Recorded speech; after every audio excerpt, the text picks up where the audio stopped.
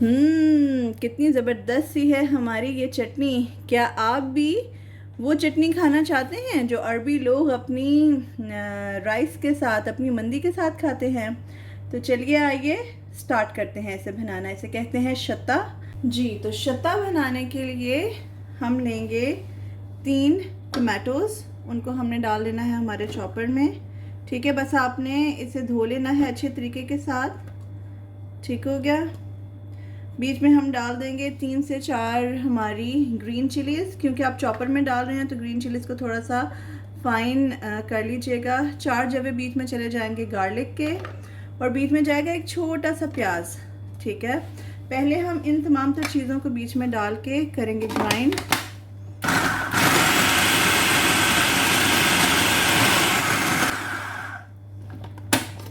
अब हमने बीच में ऐड कर देना है धनिया, जो कि है 1 बंच ऑफ फ्रेश कोरिएंडर। ठीक है, धो लिया है मैंने, धो के हम वो बीच में ऐड करेंगे।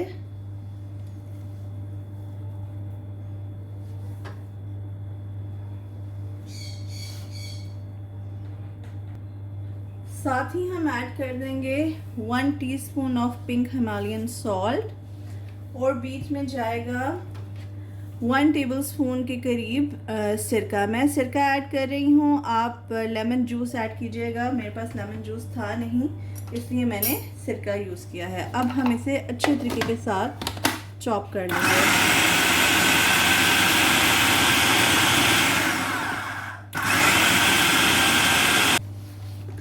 लीजिए जनाब, हमारा ज़बरदस्त सा शत्ता हो गया है रेडी। तो चलिए आइए इसे डिश आउट करते हैं। तो लीजिए जनाब, हो गई है तैयार हमारी ज़बरदस्त सी चटनी, जिसको अरेबिक में कहते हैं शत्ता।